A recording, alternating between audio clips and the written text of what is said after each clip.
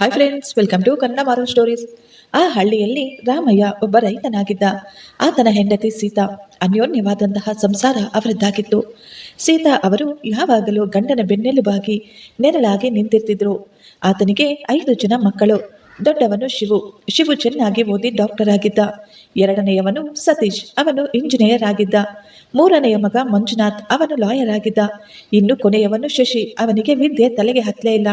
ಆದ್ದರಿಂದ ಅವನು ಹೊಲದಲ್ಲಿ ಹೂವು ತರಕಾರಿ ಬೆಳೆಸಿ ಅವುಗಳನ್ನು ವ್ಯಾಪಾರ ಮಾಡ್ತಾ ಇದ್ದ. ಇನ್ನು ಅವರ ಕೊನೆಯ ಮಗಳು ಶಾರದಾ, ಅವಳು ತುಂಬಾ ಒಳ್ಳೆಯ ಹುಡುಗಿ. ದೊಡ್ಡವರನ್ನು ಗೌರವಿಸುವುದು, ಎಲ್ಲರ ಜೊತೆ ಪ್ರೀತಿಯಿಂದ ಮಾತನಾಡುವುದು, ತುಂಬಾ ಸಂಸ್ಕಾರವುಳ್ಳ ಹೆಣ್ಣು ಮಗಳಾಗಿದ್ದಳು ಮತ್ತು ಚೆನ್ನಾಗಿ ಓದ್ಕೊಂಡಿದ್ಲು. ಶಿವು ಮತ್ತು ಸತೀಶ್ ಅವರಿಬ್ಬರು ರಾಮಯ್ಯ ಮತ್ತು ಸೀತಮ್ಮನ ಸ್ವಂತ ಮಕ್ಕಳಾಗಿರಲಿಲ್ಲ. ರಾಮಯ್ಯನ ತಂಗಿಯ ಮಕ್ಕಳು. ತಂಗಿ ಇಬ್ಬರು ಅವಳಿ ಮಕ್ಕಳಿಗೆ ಜನ್ಮ ಕೊಟ್ಟು ಕಣ್ಮುಚ್ಚುತ್ತಾಳೆ. ತಂಗಿಯ ಗಂಡ ಮತ್ತು ಮನೆಯವರು ಮಕ್ಕಳನ್ನು ಬೇಡವೆಂದು ತಿರಸ್ಕರಿಸುತ್ತಾರೆ. ಆಗ ರಾಮಯ್ಯ ಮತ್ತು ಸೀತಮ್ಮನೆ ಅವರಿಬ್ಬರನ್ನು ತಮ್ಮ ಸ್ವಂತ ಮಕ್ಕಳ ರೀತಿ ಸಾಕಿ ಬೆಳೆಸಿದ್ರು. ರಾಮಯ್ಯ ಮತ್ತು ಸೀತಮ್ಮ ಎಲ್ಲ ಮಕ್ಕಳನ್ನು ತುಂಬಾ ಪ್ರೀತಿಯಿಂದ ನೋಡ್ಕೊಳ್ತಾ ಇದ್ರು. ಯಾವ ಮಕ್ಕಳನ್ನು ಸಹ ಅವರು ಭೇದ ಭಾವ ಮಾಡ್ತಾ ಇರಲಿಲ್ಲ.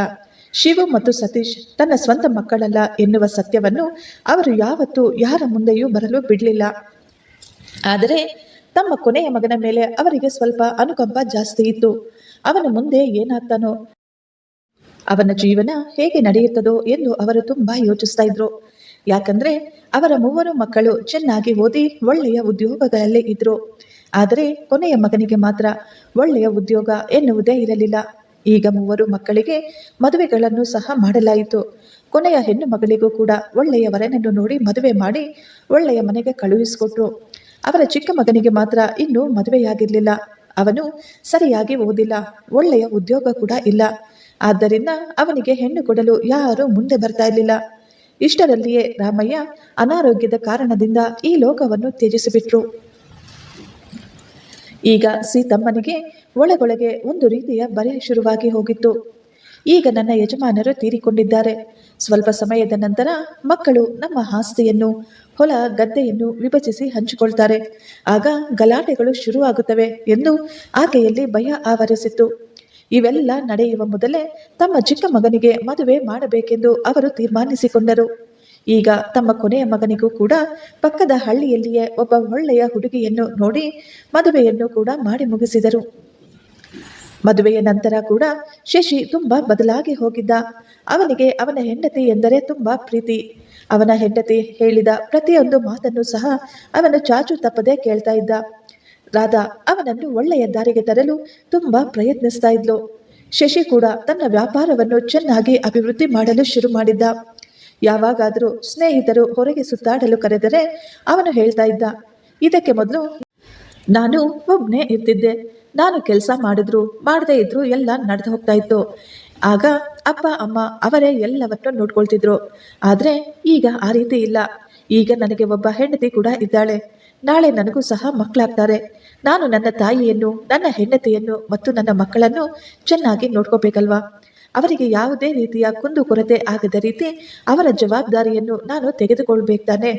ಆದ್ದರಿಂದಲೇ ಅವನು ಸ್ನೇಹಿತರ ಜೊತೆ ಟೈಮ್ ಪಾಸ್ ಮಾಡಲು ಒಪ್ಪಿಕೊಳ್ತಾ ಇರಲಿಲ್ಲ. ನಾನು ಬರುವುದಿಲ್ಲ ಎಂದು ಡೈರೆಕ್ಟ್ ಆಗಿ ಹೇಳ್ಬಿಡ್ತಿದ್ದ. ಶಶಿಯಲ್ಲಿ ಬಂದ ಬದಲಾವಣೆಯನ್ನು ನೋಡಿ ಸೀತಮ್ಮ ಮತ್ತು ರಾಧಾ ತುಂಬಾ ಸಂತೋಷ ಪಡ್ತಾ ಇದ್ರು. ಆದರೆ ಅಣ್ಣಂದಿರು ಇವನು ತುಂಬಾ ಬುದ್ಧಿವಂತನಾದ್ರೆ ಕಷ್ಟ ಅಂತ ಯೋಚಿಸ್ತಾ ಇದ್ರು. ಅವರು ಅಂದುಕೊಳ್ತಾ ಇದ್ರು, ನಾವು 3 ಜೀವನದಲ್ಲಿ ಒಳ್ಳೆಯ ಸ್ಥಾನಮಾನದಲ್ಲಿ ಇದ್ದೇವೆ. ಮನೆಯ ಎಲ್ಲ ಅವಶ್ಯಕತೆಗಳಿಗೂ ಎಲ್ಲರಿಗಿಂತ ಹೆಚ್ಚಿನ ದುಡ್ಡನ್ನು ನಾವೇ ಕೊಡ್ತಾ ಇದ್ದೇವೆ.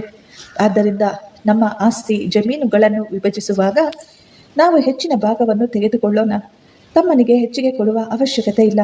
ಅವನಿಗೆ ವಿದ್ಯೆ ಬೇರೆ ಇಲ್ಲ, ಓದಿಲ್ಲ, ಬರಹವಿಲ್ಲ. ಅಷ್ಟೊಂದು ಆಸ್ತಿಯನ್ನು ತೆಗೆದುಕೊಂಡು ಅವನು ಮಾಡುವುದಾದರೂ ಏನಿದೆ? ಅವನಿಗೆ ಎಲ್ಲೋ ಒಂದು ಚೂರು ಕೊಟ್ರಾಯ್ತು.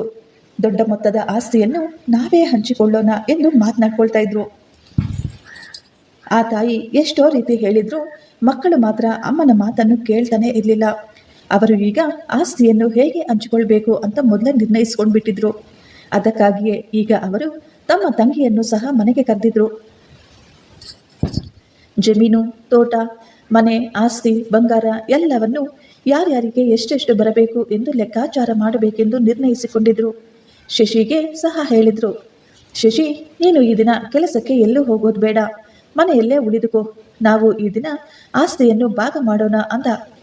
ಆಗ ಶಶಿ ಹೇಳ್ತಾನೆ, ಅಣ್ಣ, ನಾನು ಕೆಲಸದ ಮೇಲೆ ಹೋಗಲೇಬೇಕು, ಇಲ್ಲಾಂದರೆ ತರಕಾರಿ ಹೂವೆಲ್ಲ ತುಂಬ ಲಾಸ್ ಆಗೋಗುತ್ತೆ. ನೀವು ತುಂಬ ಬುದ್ಧಿವಂತರು, ಚೆನ್ನಾಗಿ ಓದ್ಕೊಂಡಿದ್ದೀರಾ. ಯಾರ್ಯಾರಿಗೆ ಎಷ್ಟೆಷ್ಟು ಹಂಚಬೇಕು ಎಂದುಕೊಳ್ತಾ ಇದ್ದೀರೋ ಅದೆಲ್ಲವೂ ನಿಮಗೆ ಚೆನ್ನಾಗಿ ಗೊತ್ತು ತಾನೆ. ನೀವು ಅಂದುಕೊಂಡ ಹಾಗೆಯೇ ಅದೇ ರೀತಿ ಭಾಗವನ್ನು ಮಾಡಿ. ನೀವು ಎಲ್ಲಿ ಸೈನ್ ಮಾಡಿ ಅಂತ ಹೇಳ್ತೀರೋ ನಾನು ಅಲ್ಲಿ ಸೈನ್ ಮಾಡಿಬಿಡ್ತೀನಿ. ನೀವೇ ಮನೆಯಲ್ಲಿ ಕುಳಿತು ಎಲ್ಲವನ್ನು ಡಿಸೈಡ್ ಮಾಡ್ಕೊಳ್ಳಿ. ಸಾಯಂಕಾಲ ನಾನು ಬಂದ ಮೇಲೆ ಸೈನ್ ಮಾಡ್ತೀನಿ ಅಂತ ಹೇಳಿ ಅವನು ಹೊರಗಡೆ ಹೋಗಲು ಸಿದ್ಧನಾದ. ಆಗ ಅವರ ತಂಗಿ ಶಾರದಾ ಮುಂದೆ ಬಂದು ಹೇಳ್ತಾಳೆ, ಅಣ್ಣ, ಮನೆ ಮತ್ತು ಆಸ್ತಿಯನ್ನು ಹಂಚಿಕೊಳ್ಬೇಕಾದ್ರೆ ನಾವೆಲ್ಲರೂ ಒಬ್ಬರ ಎದುರುಗಡೆ ಒಬ್ಬರು ಕುಳಿತುಕೊಂಡು ಮಾತನಾಡಿಕೊಂಡು ಹಂಚ್ಕೋಬೇಕಲ್ವಾ? ನೀನು ಏನನ್ನು ಅರ್ಥ ಮಾಡಿಕೊಳ್ಳದ ಹಾಗೆ ಈ ರೀತಿ ಹೊರಟೋಗ್ತಾ ಇದೀಯಾ? ನೀನು ಇನ್ಯಾವಾಗಣ್ಣ ದೊಡ್ಡವನಾಗ್ತೀಯಾ? ಈಗಲಾದರೂ ಜವಾಬ್ದಾರಿಯಿಂದ ನಡೆದುಕೋ. ದೊಡ್ಡ ಅಣ್ಣಂದಿರು ಕೂಡ ಅವನನ್ನು ಕೇವಲವಾಗಿ ಮಾತನಾಡ್ತಾ ಇದ್ರು. ಇದನ್ನು ಕೇಳಿದ ಆ ತಾಯಿಯ ಕಣ್ಣುಗಳಲ್ಲಿ ಕಣ್ಣೀರು ತುಂಬಿಕೊಂಡಿತ್ತು. ಆಕೆ ಕೂಡ ಹೇಳಿದ್ರು, ಶಶಿ, ನೀನು ಇಲ್ಲೇ ಇರಬೇಕು ಮಗ. ಈ ದಿನ ನೀನು ಕೆಲಸಕ್ಕೆ ಹೋಗೋದು ಬೇಡ, ನಿನ್ನ ಕೆಲಸವನ್ನು ಬೇರೆ ಯಾರಿಗಾದ್ರೂ ಒಪ್ಪಿಸು ಅಂತ. ಈಗ ಶಶಿ ಕೆಲಸಕ್ಕೆ ಹೋಗದೆ ಮನೆಯಲ್ಲೇ ಉಳಿದು ಬಿಟ್ಟಿದ್ದ. ಅಷ್ಟರಲ್ಲಿಯೇ ಲಾಯರ್ ಕೂಡ ಬಂದರು. ಅವರು ಪೂರ್ತಿ ಭೂಮಿ 20 ಎಕರೆಗಳು ಇದ್ದವು. ಇನ್ನು ಮನೆ ಕೂಡ ಇತ್ತು. ಸ್ವಲ್ಪ ಬಂಗಾರ, ಬೆಳ್ಳಿ ಎಲ್ಲವೂ ಇದ್ದವು. ಈಗ ಅವರು ಮೊದಲು ಜಮೀನನ್ನು ಭಾಗ ಮಾಡಲು ನಿರ್ಣಯಿಸಿಕೊಂಡ್ರು. ತಕ್ಷಣ ಅಣ್ಣಂದಿರಿಬ್ಬರು ಮುಂದೆ ಬಂದು, ಲಾಯರ್ ಅವರೇ, ಜಮೀನು ಒಟ್ಟು ಎಲ್ಲ ಸೇರಿ 20 ಎಕರೆ ಇದೆ. ನಾವು 3 ಜನ ದೊಡ್ಡ ಮಕ್ಕಳಿಗೆ 6 ಎಕರೆ ಬರೀರಿ. ಇನ್ನು ಮಿಕ್ಕ 2 ಎಕರೆಯನ್ನು ನಮ್ಮ ಕೊನೆಯ ತಮ್ಮನಿಗೆ ಕೊಡಿ. ಇನ್ನು ಮನೆಯನ್ನು ನಮ್ಮ ತಂಗಿಗೆ ಕೊಟ್ಟು ಬಿಡೋಣ ಎಂದು ಎಲ್ಲರೂ ಮಾತನಾಡಿಕೊಂಡ್ರು. ಆಗ ಶಾರದಾ ಹೇಳ್ತಾಳೆ, ಅಣ್ಣ, ಮನೆಯನ್ನು ನನಗೆ ಕೊಟ್ಟುಬಿಟ್ರೆ ಅಮ್ಮ ಎಲ್ಲಿ ಹೋಗ್ತಾರೆ? ಅಮ್ಮನಿಗೆ ಏನು ಕೊಡೋದಿಲ್ವಾ ಅಂತ. ಆಗ ದೊಡ್ಡ ಅಣ್ಣಂದಿರು ಹೇಳ್ತಾರೆ, ನಾವು 4 ಜನರ ಬಳಿ ಅಮ್ಮ 3 ತಿಂಗಳು ಇರ್ತಾರೆ ಬಿಡು. ಅಣ್ಣನ ಈ ಮಾತುಗಳನ್ನು ಕೇಳಿ ಶಶಿಯ ಕಣ್ಣಲ್ಲಿ ನೀರು ತುಂಬಿ ಬಂದಿತ್ತು. ಅವನು ತನ್ನ ಕಣ್ಣೀರನ್ನು ಮರೆಮಾಚುತ್ತಾ ಹೇಳ್ತಾನೆ, ಲಾಯರ್ ಅವರೇ, ಮನೆಯನ್ನು ನಮ್ಮ ತಂಗಿಯ ಹೆಸರ ಮೇಲೆ ಬರೆದು ಬಿಡಿ ಮತ್ತು ಎಲ್ಲ ಜಮೀನನ್ನು ಅಣ್ಣಂದಿರ ಹೆಸರ ಮೇಲೆಯೇ ಬರೆದು ಬಿಡಿ ಎಂದು. ಇದನ್ನು ಕೇಳಿದ ಎಲ್ಲರೂ ಆಶ್ಚರ್ಯಪಟ್ಟರು, ಜೊತೆಗೆ ಸ್ವಲ್ಪ ಶಾಕ್ ಕೂಡ ಆದರು. ಅವರೆಲ್ಲ ಕೇಳಿದ್ರು, ಎಲ್ಲವನ್ನು ನಮ್ಮ ಹೆಸರಿಗೆ ಬರೆದರೆ ಮತ್ತೆ ನಿನಗೆ ಏನು ಬೇಡವೆ? ನೀನು ಏನು ತೆಗೆದುಕೊಳ್ಳದೆ ಹಾಗೆ ಹೊರಟೋಗ್ತೀಯಾ? ಆಗ ಶಾರದಾ ಮುಂದೆ ಬಂದು, ಅಣ್ಣ, ನಿಂಗೇನಾದ್ರೂ ತಲೆಗಿಲೆ ಕೆಟ್ಟಿದ್ಯಾ? ನೀನು ಏನು ಮಾತಾಡ್ತಾ ಇದೀಯಾ ಅಣ್ಣ? ನಿನಗೆ ವಿದ್ಯೆ ಬರೋದಿಲ್ಲ, ಆದ್ದರಿಂದಲೇ ಯಾರಿಗೆ ಎಷ್ಟು ಕೊಡಬೇಕು ಅಂತ ನಿನಗೆ ಸ್ವಲ್ಪ ಕೂಡ ಗೊತ್ತಾಗ್ತಾ ಇಲ್ಲ. ನನಗೇನು ಬೇಡ ಅನ್ನೋದು ಸರಿಯಲ್ಲ ಅಂತ ಹೇಳಿದ್ರು. ಆಗ ಎಲ್ಲರೂ ಸೇರಿ ತಲೆ ಆಡಿಸಿದರು. ಶಶಿ ನಗ್ತಾ ಹೇಳ್ತಾನೆ, ನನಗೆ ಎಲ್ಲ ಗೊತ್ತಮ್ಮ. ನಾವೆಲ್ಲರೂ ಸೇರಿ ಒಟ್ಟಿಗೆ ಇದ್ರೇನೆ ಅಮ್ಮನಿಗೆ ತುಂಬ ಸಂತೋಷವಾಗುತ್ತೆ. ಆದರೆ ಆಸ್ತಿಯನ್ನು ಹಂಚಿಕೊಳ್ಳುವಾಗ ಅಮ್ಮನನ್ನು ಕೂಡ ಹಂಚಿಕೊಳ್ಳುವುದು ಎಷ್ಟು ಸರಿ ಹೇಳು? ಆಕೆಗೆ ಎಷ್ಟು ದುಃಖ ಆಗುತ್ತೆ ನಿಮ್ಮ ಈ ಮಾತುಗಳು. ನೀವೆಲ್ಲರೂ ಆಸ್ತಿಯನ್ನು ಹಂಚಿಕೊಳ್ಳಿ, ನಾನು ಮಾತ್ರ ನನ್ನ ತಾಯಿಯನ್ನು ಕರೆದುಕೊಂಡು ಹೋಗ್ತೇನೆ. ನನಗೆ ಮಾತ್ರ ನನ್ನ ಅಮ್ಮನನ್ನು ಕೊಟ್ಟುಬಿಡಿ. ಅಮ್ಮನಿಗಿಂತ ಮಿಗಿಲಾದ ಆಸ್ತಿ ಇನ್ನೇನಾದರೂ ಇರುತ್ತದೆಯೇ? ಒಂದು ವೇಳೆ ಇದ್ರೂ ಅದು ನನಗೆ ಬೇಡ. ನನ್ನ ಭಾಗವಾಗಿ ಅಮ್ಮನನ್ನು ಹಂಚಿಬಿಡಿ. ನಾನು ಅಮ್ಮನನ್ನು ತೆಗೆದುಕೊಳ್ತೇನೆ. ನೀವು ಎಷ್ಟೇ ಆಸ್ತಿ ಕೊಟ್ಟರು ಅದು ನನ್ನ ತಾಯಿಗಿಂತ ಹೆಚ್ಚೇನೂ ಅಲ್ಲ ಅಂತ ಹೇಳ್ದ. ತಮ್ಮನ ಮಾತಿಗೆ ಎಲ್ಲರೂ ಆಶ್ಚರ್ಯ ಪಡ್ತಾರೆ. ಆಗ ಅವರ ಅಣ್ಣಂದಿರು, ಅತ್ತಿಗೆಯರು ಮತ್ತು ತಂಗಿ ಕೇಳ್ತಾರೆ, ಅಣ್ಣ, ನೀನೇನೋ ಒಪ್ಕೊಳ್ತಾ ಇದೀಯಾ ಸರಿ, ಆದರೆ ನಿನ್ನ ಹೆಂಡತಿ ಇದಕ್ಕೆ ಒಪ್ಕೊಳ್ತಾಳೆಯೇ ಅಂತ. ಆಗ ಶಶಿ ತನ್ನ ಹೆಂಡತಿ ರೂಮ್ನಲ್ಲಿರುವುದನ್ನು ಗಮನಿಸಿ ನೋಡ್ತಾನೆ. ಅವನು ಈಗ ಎದ್ದು ಡೈರೆಕ್ಟ್ ಆಗಿ ರೂಮ್ಗೆ ಹೋದ. ನಡೆದ ಎಲ್ಲವನ್ನೂ ಕೇಳಿಸಿಕೊಂಡ ಶಶಿಯ ಹೆಂಡತಿಯ ರಾಧಾ ಆಕೆಯ ಕಣ್ಣುಗಳಲ್ಲಿ ನೀರು ತುಂಬಿತು. ಆಗ ಶಶಿ ಹೇಳ್ತಾನೆ, ಅಮ್ಮನನ್ನು ಹಂಚಿಕೊಳ್ಳುವುದು ನನಗೆ ತುಂಬ ಕಷ್ಟ ಆಗ್ತಿದೆ ರಾಧಾ. ಅಮ್ಮ ನಮ್ಮ ಜೊತೆಯಲ್ಲಿ ಇದ್ರೆ ಸಾಕು. ನಮಗೆ ಎಷ್ಟೋ ಆಸ್ತಿ ಅಂತಸ್ತು ಏನಿದ್ರೂ ಅದರಲ್ಲಿ ನಮಗೆ ಸಂತೋಷ ಸಿಗೋದೇ ಇಲ್ಲ. ಚಿಕ್ಕ ವಯಸ್ಸಿನಿಂದ ಎಷ್ಟೋ ಪ್ರೀತಿಯಿಂದ ಮುದ್ದಾಗಿ ನಮ್ಮ ಮೇಲೆಯೇ ಜೀವ ಇಟ್ಕೊಂಡು ನಮ್ಮನ್ನು ಸಾಕಿ ಬೆಳೆಸಿದ ಆ ತಾಯಿಯನ್ನು ನಾವು ಆಸ್ತಿಯನ್ನು ಹಂಚಿಕೊಂಡ ರೀತಿ ತಾಯಿಯನ್ನು ಹಂಚಿಕೊಳ್ಳೋದು ಸರಿನಾ? ನನಗೆ ಅದು ಸ್ವಲ್ಪ ಕೂಡ ಇಷ್ಟವಿಲ್ಲ ರಾಧಾ. ಇನ್ನು ಆಸ್ತಿ ಅಂತ ಕೇಳ್ತೀಯಾ? ನಾವು ಇಷ್ಟು ದಿನ ಯಾವುದೇ ರೀತಿಯ ಆಸ್ತಿ ಪಾಸ್ತಿ ಇಲ್ಲದೆ ಕಷ್ಟಪಟ್ಟು ಕೆಲಸ ಮಾಡಿ ಬಂದಿರುವುದರಲ್ಲಿಯೇ ತೃಪ್ತಿಯಾಗಿ ಜೀವನ ನಡೆಸ್ತಾ ಇದ್ದೀವಿ. ನಮಗೆ ಯಾವತ್ತೂ ತಿನ್ನೋದಕ್ಕಾಗ್ಲಿ ಕುಡಿಯೋದಕ್ಕಾಗ್ಲಿ ಕಷ್ಟ ಎಂದು ಅನ್ನಿಸ್ಲೇ ಇಲ್ಲ ಅಲ್ವಾ? ಇನ್ನು ಮುಂದೆ ಕೂಡ ಅದೇ ರೀತಿ ಜೀವಿಸಿಬಿಡೋಣ. ಇದಕ್ಕೆ ನಿನ್ನ ಅಂಗೀಕಾರ ನನಗೆ ಬೇಕು. ಇದು ಕೇವಲ ನನ್ನ ಅಭಿಪ್ರಾಯ ಅಷ್ಟೇ ರಾಧಾ. ನೀನು ಏನೇ ಅಂದುಕೊಂಡ್ರೂ ಸರಿ, ನಿನ್ನ ಅಭಿಪ್ರಾಯಕ್ಕೆ ನಾನು ತಲೆ ಬಾಗ್ತೇನೆ ಎಂದು ಶಶಿ ಹೇಳ್ತಾನೆ. ಗಂಡನ ಆ ಮಾತುಗಳನ್ನು ಕೇಳಿ ರಾಧಾಗೆ ಶಶಿಯ ಮೇಲೆ ತುಂಬಾ ಪ್ರೀತಿ ಹುಕ್ಕಿತ್ತು. ಎಷ್ಟು ಒಳ್ಳೆಯ ಮನಸ್ಸು ನನ್ನ ಗಂಡನದ್ದು. ಈತನಂತ ಮಗ ಸಿಕ್ಕಿದ್ದಕ್ಕೆ ಆ ತಾಯಿ ಎಷ್ಟೋ ಅದೃಷ್ಟವಂತೆ ಎಂದು ಭಾವಿಸಿದ್ಲು. ರಾಧಾ ಸಂತೋಷದಿಂದ, ರೀ, ನಾನು ನಿಮ್ಮ ಮಾತಿಗೆ ಒಪ್ಕೊಳ್ತಾ ಇದ್ದೇನೆ. ಮನುಷ್ಯತ್ವಕ್ಕಿಂತ ಆಸ್ತಿ ಅಂತಸ್ತು ಮುಖ್ಯವಲ್ಲ ಅಂತ ಹೇಳಿದ್ಲು. ಈಗ ಶಶಿ ಮತ್ತು ರಾಧಾ ಇಬ್ಬರು ಹೊರಗೆ ಬಂದರು. ರಾಧಾ ಸೀತಮ್ಮನನ್ನು ಗಟ್ಟಿಯಾಗಿ ತಪ್ಪಿಕೊಂಡು, ಅಮ್ಮ ಎನ್ನುವ ಸಂಬಂಧಕ್ಕಿಂತ ದೊಡ್ಡ ಆಸ್ತಿ ಇನ್ನೇನಾದ್ರೂ ಇರುತ್ತದೆಯಾ? ನಮಗೆ ನೀವೇ ಬೇಕು ಅತ್ತೆ. ಆ ದೇವರ ದಯೆಯಿಂದ ನಮ್ಮ ಭಾಗಕ್ಕೆ ನೀವು ಸಿಕ್ಕಿದ್ದೀರಾ. ನಮ್ಮ ಯಾವುದೋ ಜನ್ಮದ ಪುಣ್ಯ ಫಲವಿರಬೇಕು ಇದು ಅಂತ ಹೇಳ್ತಾಳೆ ರಾಧಾ. ಅಲ್ಲಿದ್ದ ಎಲ್ಲರೂ ರಾಧಾಳ ಮಾತುಗಳನ್ನು ಕೇಳಿ ಮೌನವಾಗಿ ನೋಡ್ತಾ ಇದ್ರು. ಇವನಿಗೆ ಓದು ಬರಹ ಬರೋದಿಲ್ಲ, ಆಸ್ತಿ ಅಂತಸ್ತು ಕೂಡ ಏನೂ ಇಲ್ಲ, ಇವನಿಗೆ ಬುದ್ಧಿ ಇಲ್ಲ ಎಂದು ಅವನನ್ನು ಕೀಳಾಗಿ ಕಂಡ ಅವರೆಲ್ಲರೂ ನಮ್ಮ ಮನಸ್ಸು ಎಷ್ಟು ಚಿಕ್ಕದು ಎಂದು ಅವರಿಗೆ ಈಗ ಅರ್ಥವಾಗಿತ್ತು. ಅವರ ಹೃದಯದಲ್ಲಿ ಯಾರೋ ಜೋರಾಗಿ ತಿವಿದ ಹಾಗೆ ಆಯಿತು ಅವರಿಗೆ. ಆಗ ಶಾರದಾ ಕಣ್ಣೀರಿನಿಂದ ಶಶಿಯನ್ನು ತಬ್ಬಿಕೊಂಡು, ಅಣ್ಣ, ದಯವಿಟ್ಟು ನನ್ನನ್ನು ಕ್ಷಮಿಸಿಬಿಡಿ. ನಿಮ್ಮನ್ನು ನಾನು ಸ್ವಲ್ಪ ಕೂಡ ಅರ್ಥ ಮಾಡಿಕೊಳ್ಳಲೇ ಇಲ್ಲ. ದಯವಿಟ್ಟು ನನ್ನನ್ನು ಕ್ಷಮಿಸು ಅಣ್ಣ ಅಂತ ಕೇಳ್ಕೊಳ್ತಾಳೆ. ಶಶಿ ತಂಗಿಯ ತಲೆ ಮೇಲೆ ಕೈಯಾಡಿಸ್ತಾ ನಗುಮುಖದಿಂದಲೇ, ನಾವೆಲ್ಲರೂ ಸೇರಿ ಒಟ್ಟಾಗಿ ಇರುವುದೇ ನಿಜವಾದ ಆಸ್ತಿ. ನಾವು ಸಣ್ಣ ವಯಸ್ಸಿನಲ್ಲಿ ಎಲ್ಲರೂ ಒಟ್ಟಾಗಿ ಬೆಳೆದಾಗ ಆಗ ಯಾವ ರೀತಿ ಜೊತೆಗೆ ಸೇರಿದ್ವೋ ಹಾಗೆಯೇ ಎಲ್ಲರೂ ಇರಬೇಕು.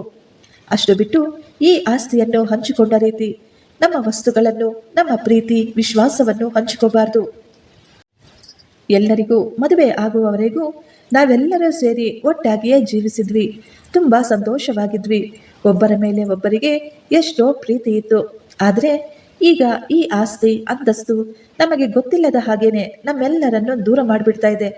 ನನಗೆ ನನ್ನಿಂದ ಅಮ್ಮನನ್ನು ಮತ್ತು ನಿಮ್ಮೆಲ್ಲರನ್ನು ದೂರ ಮಾಡುವ ಆಸ್ತಿ ನನಗೆ ಮಾತ್ರ ಬೇಕಾಗಿಲ್ಲ. ಇಷ್ಟು ವರ್ಷ ಈ ಕುಟುಂಬವನ್ನು ಒಟ್ಟಾಗಿ ನಡೆಸಿಕೊಂಡು ಬಂದಿದ್ದು ಯಾರು ಗೊತ್ತಾ? ಅದು ಆಸ್ತಿಯಲ್ಲ, ಅದುವೇ ಅಮ್ಮ. ಆದ್ದರಿಂದ ಬೇರೆ ಆಸ್ತಿ ನನಗೇನು ಬೇಡ ಅಂತ ಹೇಳ್ದ. ಶಶಿಯ ಮಾತುಗಳನ್ನು ಕೇಳಿದ ಅಣ್ಣ ಮತ್ತು ಅತ್ತಿಗೆಯರು ಅವರೆಲ್ಲರೂ ಈಗ ತಲೆ ತಗ್ಗಿಸಿದರು. ನಂತರ ಅವರೆಲ್ಲರೂ ಅವರ ಆಸ್ತಿಯನ್ನು ಸಮಭಾಗವಾಗಿ ಮಾಡಿದರು. ಅದರಲ್ಲಿ ಈಗ ಅವರ ತಂಗಿಗೆ ಮತ್ತು ತಾಯಿಗೆ ಕೂಡ ಒಂದು ಭಾಗವನ್ನು ಕೊಟ್ಟರು.